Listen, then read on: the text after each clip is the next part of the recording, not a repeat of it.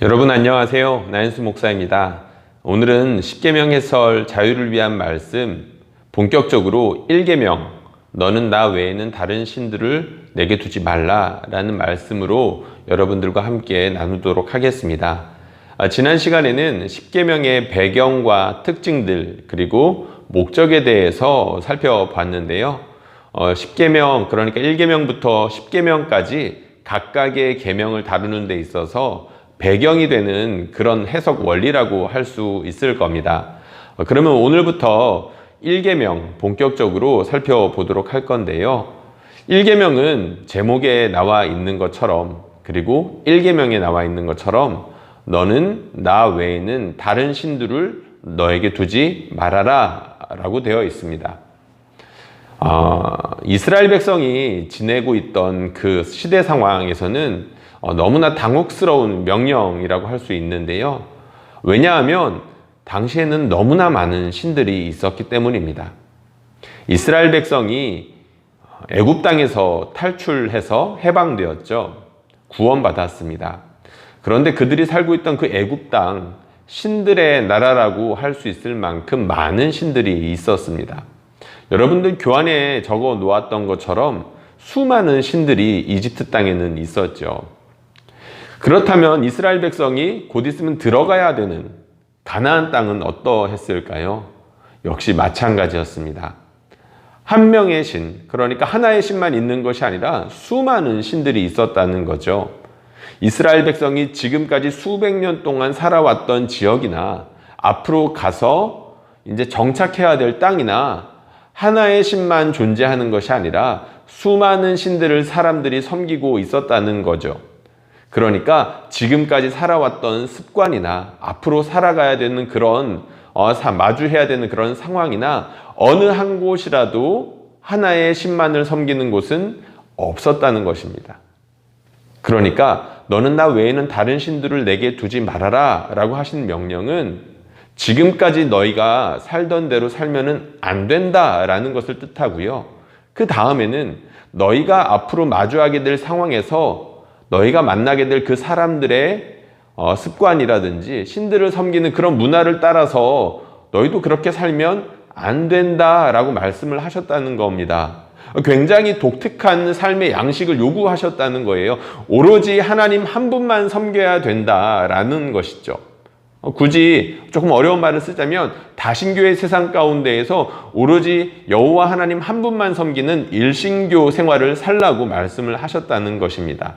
대단히 어려운 일이겠죠. 하나님께서는 왜 이렇게 어려운 요구를 하셨을까? 우리가 질문하지 않을 수가 없는 겁니다.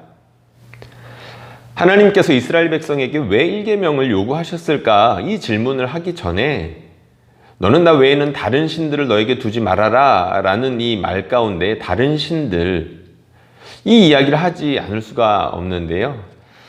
여러분들 이런 질문 아마 생길 겁니다. 하나님 말고 다른 신들이 있을까? 왜 이런 질문을 우리가 한번 짚고 넘어가야 되냐면 당시에는, 그리고 지금도 여전히 다른 많은 곳에서는 여러 신들을 섬기는 그런 사람들이 있습니다. 우리 주변에 있는 일본만 하더라도 수많은 신들이 있다라고 하죠. 이스라엘 백성들 역시 일본이나 아니면 인도처럼 수많은 신들이 있는 그런 세상에서 살았다는 건데요. 굉장히 원초적인 질문이죠. 정말로 다른 신들은 존재하는 거야? 하나님 말고 다른 신들이 정말로 살아있는 거야? 라는 질문하지 않을 수 없다는 겁니다. 뭐 여러 가지 주장이 있을 수 있겠죠. 그런데 성경에서 다른 신들에 대해서는 말하는 바가 분명합니다. 무엇이냐면 다른 우상들은 사람의 욕심으로 인하여서 사람이 만든 우상에 불과하다는 것이죠. 시편 115편 제가 인용해 놓았는데요. 이런 말씀이 있습니다. 그들의 우상들은 은과 금이요 사람이 손으로 만든 것이라. 아멘. 사람이 손으로 만들었다고 합니다. 왜 만들었을까요? 사람에게 필요하니까 만들었겠죠. 사람의 무엇인가를 채워주기 위해서, 다른 사람들이나 자신의 요구를 채우기 위해서 직접 만들었다는 겁니다. 종교개혁자죠. 칼빈은 이런 이야기를 하곤 했습니다. 인간의 마음은 우상을 만들어내는 공장이다. 끊임없이 우리의 마음 가운데에서 다른 거 하는 게 아니라 우리의 욕심을 채우고자 하는 우상들을 만들어내는 일들을 한다는 겁니다. 마음이 그만큼 부패했다는 거죠. 결국에는 그 마음에 있는 것들이 손으로 나오고 결과물로 나온다는 거 아니겠습니까?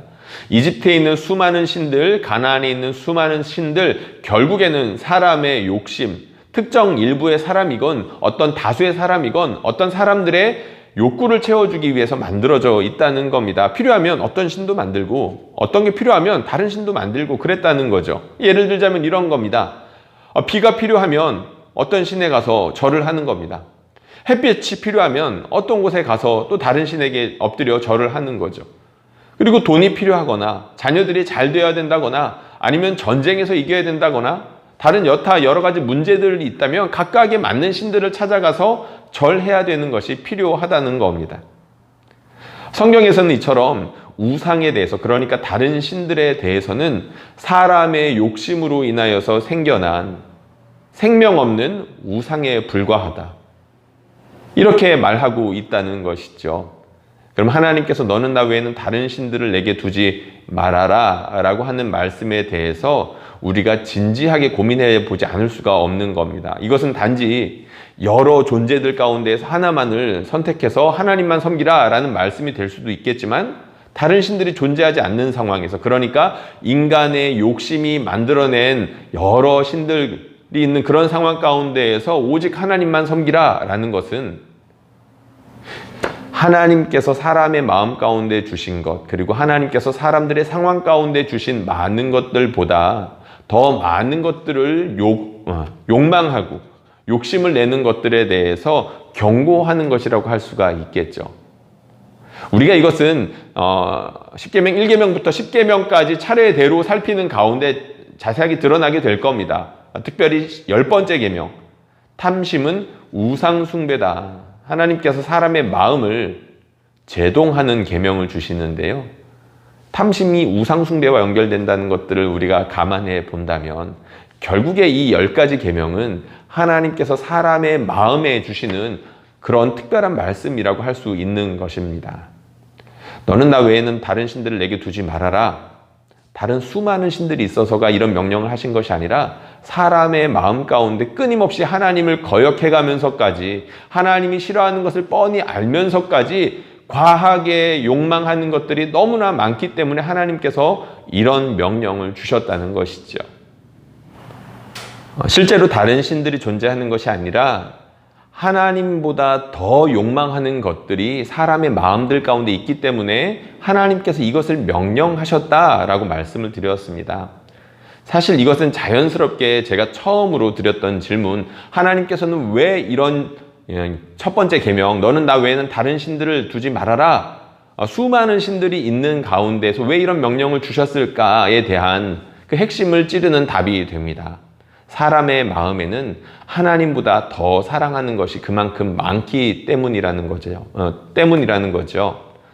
여러분, 밑에 교환에 보시면 죽음에서 생명으로 라는 챕터가 있습니다. 하나님께서 왜 우리에게 첫 번째 계명을 주셨을까? 이 계명에 대해서 살피다 보면 알게 되는 놀라운 사실이 몇 가지가 있는데요. 우상을 섬기는 곳, 그러니까 하나님 외에 다른 신들을 섬기는 곳에 어떠한 일들이 있었을까? 이것을 한번 살펴보게 된다면 하나님께서 왜 이런 명령을 주셨는지 더 깊이 알 수 있다는 것입니다. 여러분, 하나님 외에 다른 신들을 섬기면 어떤 일들이 일어났을까요? 하나님 외에, 하나님보다 더 많은, 하나님만큼이나 사랑하는, 하나님보다 더 많은 것을 사랑하는 곳에는 어떤 일들이 일어났을까요?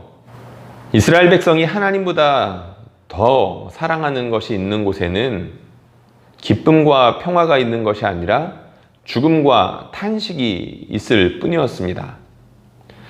인용해 놓은 말씀들이 있는데요. 먼저 출애굽기 2장 23절에 이런 말씀이 있죠. 여러 해 후에 애굽 왕은 죽었고 이스라엘 자손은 고된 노동으로 말미암아 탄식하며 부르짖으니 그 고된 노동으로 말미암아 부르짖는 소리가 하나님께 상달된지라. 물론 애굽 땅에서는 이스라엘 백성이 다른 여러 신들을 섬겨서 그들이 강제 노동을 하고 이렇게 탄식을 했던 건 아니겠지요. 그들은 그들이 원치 않는 노동을 했을 뿐입니다. 그런데 왜 이런 일들이 일어났을까요? 하나님보다 더 많은 신들, 그러니까 하나님보다 더 높아지려는 무엇인가가 있었기 때문입니다. 쉽게 말해서 애굽 사람들의 욕심 때문에 수많은 신들이 있었던 것이고, 그 욕심을 쫓아 살다 보니 다른 사람들의 희생이 뒤따를 수밖에 없었던 것이죠. 많은 사람이 아는 것처럼 이스라엘 백성이 강제 노동에 투입된 곳은 다른 것이 아니라 건축물을 세우는 것이었습니다. 고대 시대에 왕의 권위를 높이고 그리고 왕의 명성을 멀리 이렇게 확장하기 위해서 그들이 사용하였던 방법은 다른 것이 아니라 건축이었었습니다. 일반 평범한 사람들이 생각하기에도 힘들 만한 엄청난 건축물들을 짓는데, 그런 건축물들은 결국에는 많은 사람들의 돈이 필요하고 사람들의 노동력을 필요로 하지요. 그 욕심들이 결국에는 다양한 신들로 나타난다라고 말씀을 드렸죠. 이처럼 하나님 외에 다른 신들을 섬기는 곳에는 탄식이 있고 죽음의 소리가 있었습니다. 하나님께서 이것을 너무나도 잘 아시기 때문에 이스라엘 백성에게 다른 신들을 섬기지 말아라, 하나님보다 더 사랑하는 것을 두면 안 된다라고 말씀을 하셨다는 것입니다. 그리고 이스라엘 백성이 그런 하나님의 간절한 명령을 뿌리치고 가나안의 신들을 섬기게 되었을 때 어떤 일들이 일어났을까요? 제가 그것을 대표할 만한 아주 중요한 말씀을 하나 인용해 놓았는데요. 제가 읽어보겠습니다. 이는 그들이 나를 버리고 이곳을 불결하게 하며 이곳에서 자기와 자기 조상들과 유다 왕들이 알지 못하던 다른 신들에게 분향하며 무죄한 자의 피로 이곳에 채웠음이며, 또 그들이 바알을 위하여 산당을 건축하고 자기 아들들을 바알에게 번제로 불살라 드렸나니 이는 내가 명령하거나 말하거나 뜻한 바가 아니니라. 예레미야 19장 4절 5절 말씀. 우상을 섬기는 곳 가운데 가장 끔찍한 일들이라고 할 수 있는 것이 무엇이었냐면 바로 인신제사였었습니다. 자신의 욕심을 위해서, 아니면 어떤 가족의 욕심을 위해서, 아니면 특정 부족의 욕심을 위해서 어떤 사람들을 제물로 드렸다는 거죠. 정말 끔찍한 일입니다. 인류의 많은 부족들, 그러니까 고대의 많은 사람들이 많은 사회 가운데에서 인신제사가 있었다라는 것이 속속들이 드러나고 있죠. 우리나라에서도 마찬가지고 다른 많은 곳에서 그랬다고 합니다. 근데 그렇다고 해서 이것이 자연스럽다고 해가지고 옳은 것은 아니겠죠. 지금 현대인의 눈으로만 보더라도 그것은 얼마나 끔찍하고 비도덕적이고 얼마나 이기적인 모습인지를 우리가 잘 알고 있지 않겠습니까? 하나님 보시기에는 어떠했을까요? 이스라엘 백성은 이렇게 인신 제사를 드리기까지 자신의 욕심을 채우려고 했던 겁니다. 그리고 그것은 자연스럽게 다양한 신들을 섬기는 모습으로 나타났던 것이죠. 자신의 자녀를 잡아서까지, 제물로 드려서까지라도 자신의 욕심, 그리고 자신에게 처해진 문제를 해결하기 위해서 어떤 신을 섬겨야 되는데 그 신이 인신제사를 요구한다는 겁니다. 그리고 그렇게 끔찍한 모습으로까지 나아가지 않더라도 고대의 많은 신들, 그렇게 신들을 섬기는 제의의 현장에는 음란한 모습들이 있었다라고 알려져 있죠. 그 신전을 섬기는 수많은 여자들이 있었고, 그리고 그 신을 섬기는 행위 중 하나로 성행위가 성행했었다라고 우리가 잘 알고 있습니다. 다산을 위해서, 그리고 풍요를 위해서 그럴싸한 의식을 집어넣는 것이죠. 하나님 보시기에 매우 음란한 것이었습니다. 그러나 이스라엘 백성은 자신의 욕심을 채우기 위해서 기꺼이 그러한 행동들을 서슴지 않았었죠. 하나님께서 너는 나 외에는 다른 신들을 내게 두지 말아라 라고 말씀하신 이유가 무엇일까요? 바로 이것 때문입니다. 하나님보다 높아지려는 곳, 그리고 하나님보다 더 많은 것을 사랑하는 곳, 하나님보다 더 사랑하는 것이 있는 그곳에는 죽음과 탄식이 있기 때문입니다. 사람의 욕심이 하늘 높은 줄 모르고 치솟을 경우 결국에는 누군가의 희생을 필요로 하고 그 사회는, 그 공동체 가운데에는 생명과 기쁨과 평화가 정착할 수 없는 그런 땅이 되어버리고 만다는 거죠. 결국에는 무고한 사람들이 피를 흘리게 되고 이스라엘 백성이 경험했던 것처럼 강제로 누군가의 종이 되어서 강제 노동을 하고 끔찍한 피와 땀을 흘리며 생명을 희생할 수밖에 없는, 그렇게 무고한 피를 흘릴 수밖에 없는 상황이 되기 때문에 하나님께서 다른 신들을 섬기지 말라라고 그렇게 말씀하셨던 것입니다. 하나님께서 이스라엘 백성에게 오직 하나님만 섬기라고 하셨던 이유에는 이렇게 하나님 외에 다른 신들을 섬기는 곳에 죽음과 탄식이 넘쳐날 수밖에 없었기 때문이다 라고 말씀을 드렸는데요. 그 외에도 정말로 중요한 이유가 또 있겠죠. 그것은 바로 살아계신 하나님을 섬기는 곳에는 기쁨과 평안이 충만하기 때문입니다. 여기서 가장 중요한 질문을 우리가 하나 던져봐야 되는데요. 다른 신들은 존재하지 않는다라고 했습니다. 그럼 하나님은 존재하십니까? 굉장히 우리가 잘 하지 않는 질문일 수도 있습니다. 특별히 오랜 시간 교회를 다닌 분들에게는 더욱더 그렇겠죠. 하나님은 당연히 계신 거니까요. 눈에 보이지 않는 하나님 정말 계십니까? 성경을 보니까 하나님이 계신 곳 앞에는 충만한 기쁨과 평화가 있다라고 합니다. 우리가 다음 시간에 조금 더 구체적으로 살펴볼 건데요. 하나님은 질투하시는 하나님이라고 나옵니다. 굉장히 의외의 수식어죠. 하나님에 대한 여러 가지 수식어가 있는데 십계명에서 나타난 하나님, 질투하는 하나님으로 나옵니다. 인격이 있으시다는 것이고 사랑하시는 하나님이라는 뜻이겠죠. 질투를 느낀 만큼 강력하게 사랑을 하시는 그런 분이라는 겁니다. 누구를 사랑하시나요? 이스라엘 백성 사랑하시는 그런 하나님이라는 겁니다.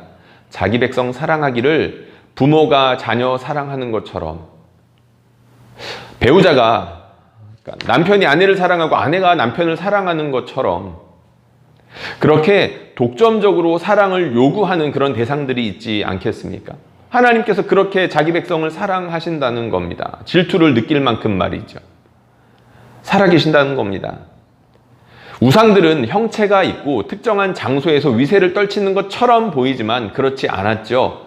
겉모습은 화려해 보일지라도 생명이 없고 호흡이 없고 말도 못하고 듣지도 못합니다. 그런데 하나님은 단지 눈에 보이시지만 않을 뿐이지 살아계셔서 그 어떤 생명보다 더욱더 활기차게 살아계시며 역동적으로 살아계시는 분이시지요. 말씀하시는 분이시고 우리의 기도를 들어주시는 분으로 존재하십니다. 온 세상을 다스리시는 분으로서 그 하나님의 통치 가운데 하나님의 백성들을 참여시키는 그런 분으로 존재하고 계시죠. 하나님 살아계신다는 겁니다. 분명히 자기 자신을 어떤 식으로든 드러내신다는 거예요. 단지 그것이 사람의 시각으로만, 사람의 감각으로만 느껴지지 않을 뿐이라는 거죠. 여러분, 누구를 가장 사랑하십니까? 하나님이요? 라고 말할 수 있겠죠. 여러분 주변에 여러분 배우자를 가장 사랑하십니까? 여러분 자녀를 가장 사랑하십니까? 그 사랑하는 사람들 한번 떠올려 보십시오. 기분 좋습니다. 정말로 사랑하는 사람 생각만 해도 기분이 좋습니다. 생각만 해도 기분이 좋은데 그 사람과 이야기를 나누면 어떻습니까? 물론 복장이 터질 때도 있겠죠. 사랑하는데 나의 자꾸 속을 긁고 내 마음에 안 드는 일들을 하면 더 그럴 수 있습니다. 그런데 그 사랑하는 사람과 함께 정말로 있는 내 마음 가운데 있는 속마음들, 내가 그를 좋아하고 그가 나를 좋아한다는 이런 이야기들을 주고받을 때, 그리고 정말로 서로의 필요들을 알아서 이렇게 채워주면서 서로가 서로에게 도움이 되고 기쁨이 되는 그런 관계들이 분명 있지 않겠습니까? 하나님께서 우리를 그렇게 사랑하신다는 겁니다. 그리고 하나님과 친밀한 교제를 누리는 사람들에게는 그런 기쁨과 충만한 평화가 있다는 거죠. 하나님께서 바로 그것 때문에 우리에게 오직 하나님만 섬기라고 말씀을 하신다는 겁니다. 하나님 살아계시니까요. 하나님께서 자기 백성과 사랑을 나누고 싶으시니까요. 그것 때문에 우리에게 바로 1계명을 요구하셨다는 거죠.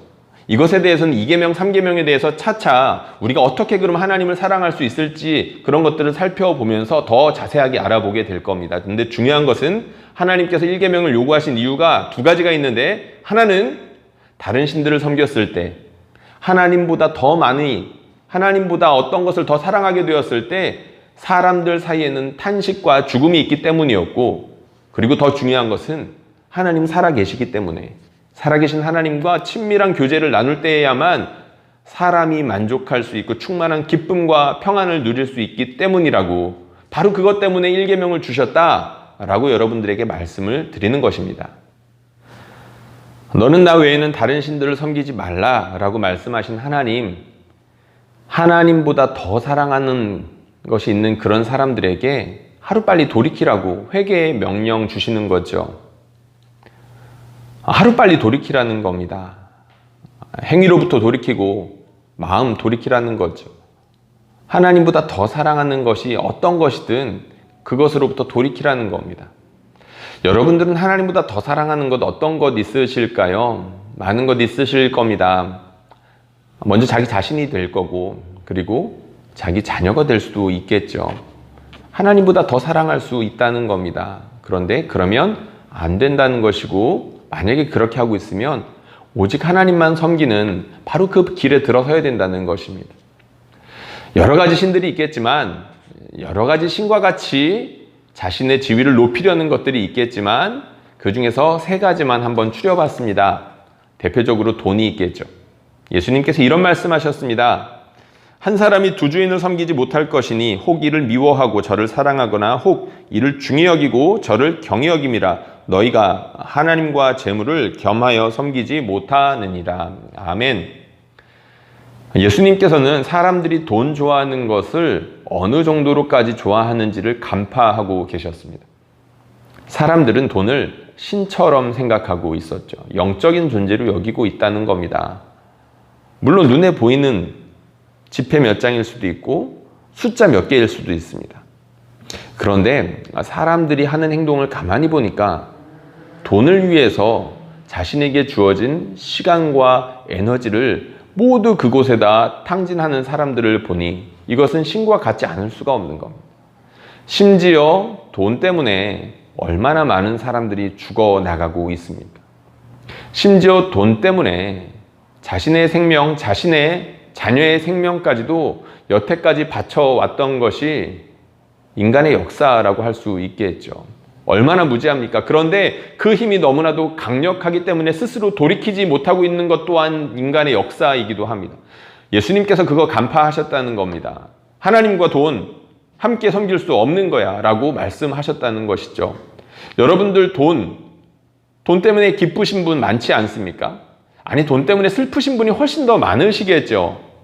실제로 돈 때문에 기쁠 수 있는 사람이 몇이나 되겠습니까? 기쁘더라도 잠깐이겠죠.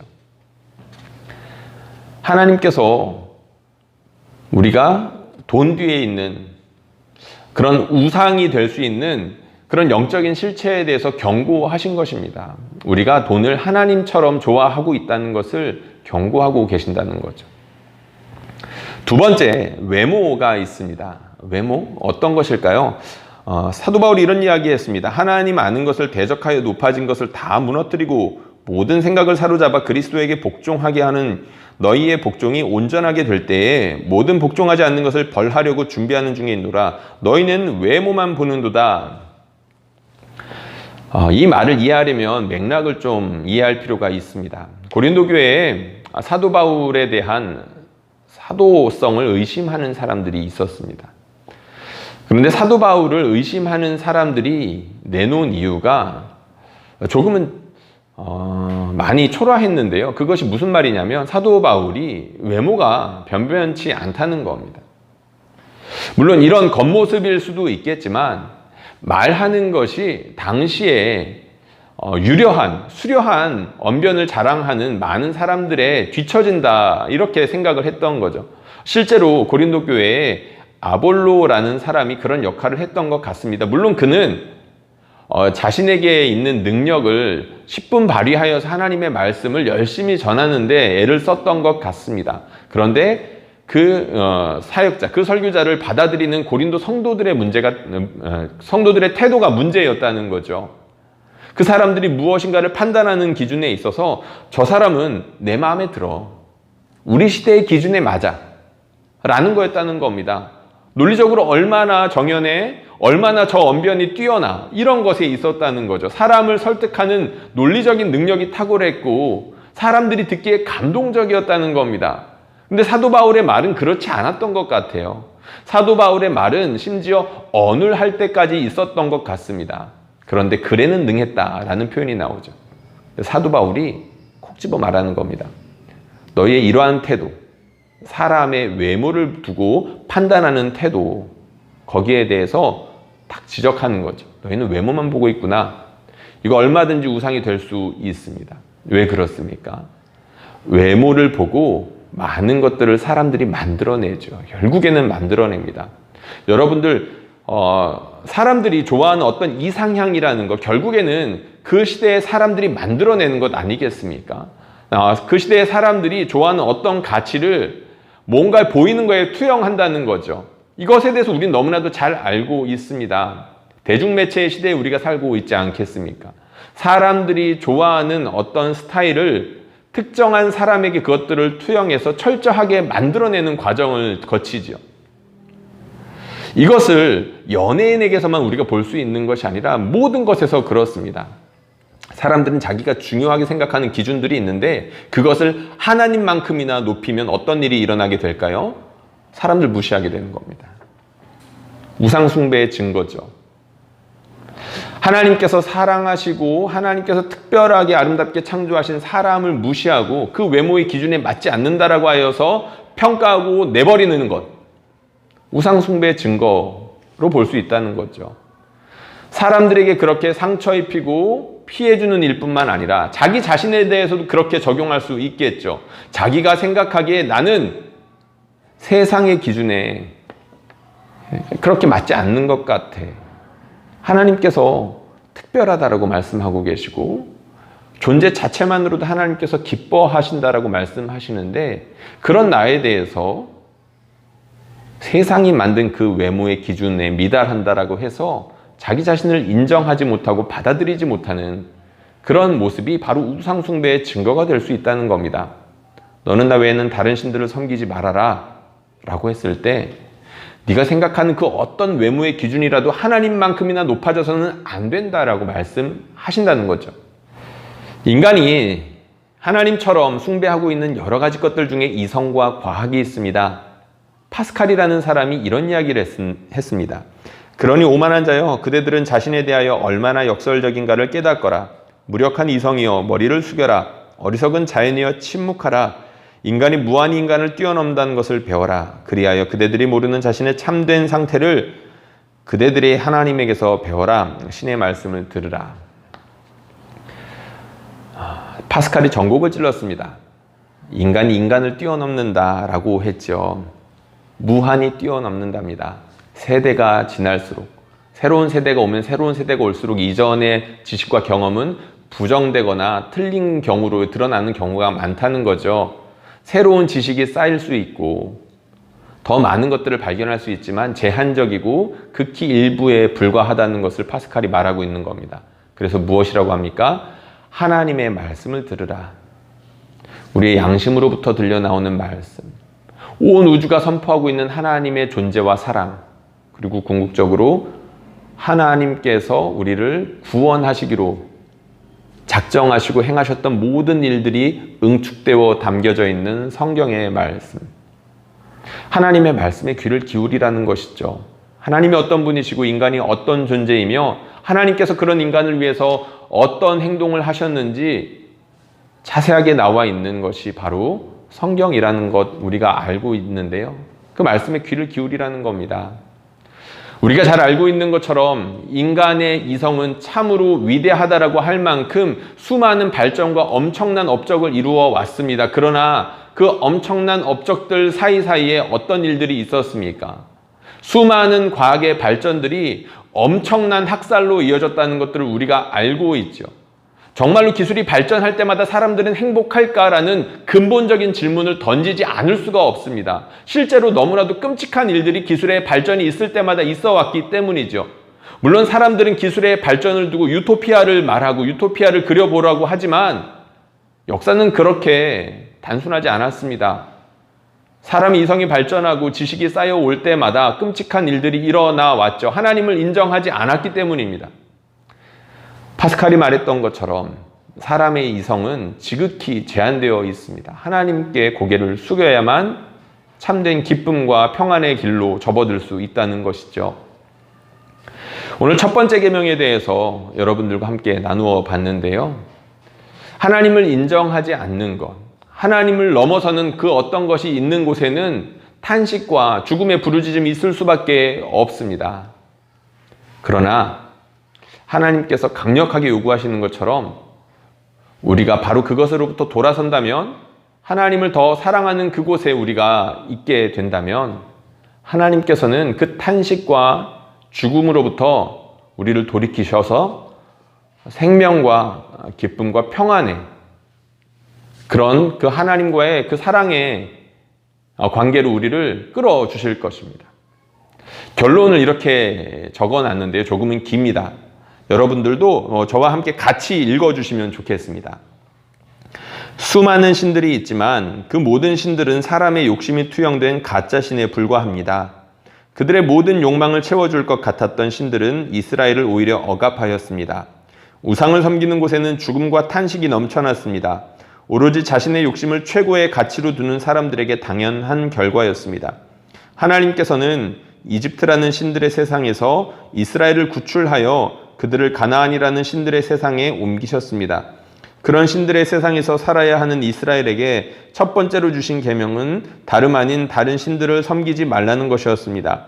이것은 이스라엘을 죽음과 탄식에서 건지시며 그들에게 생명과 기쁨을 주시기 위함이었고, 이스라엘을 통하여 오직 하나님만이 온 세상의 참신이라는 것을 온 세상에 알리시기 위함이었습니다. 지금은 세속시대, 곧 신이 없는 시대라고 할 수 있지만 사람의 욕심은 돈과 외모, 이성과 결합하여 수많은 우상들을 만들어내고 있습니다. 이것들은 호시탐탐 하나님의 위치를 노리고 있습니다.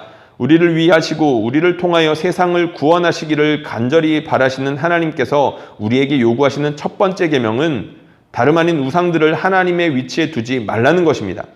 이것은 예배의 문제이고 사랑의 문제이기에 우리 전부를 요구하는 계명이기도 합니다.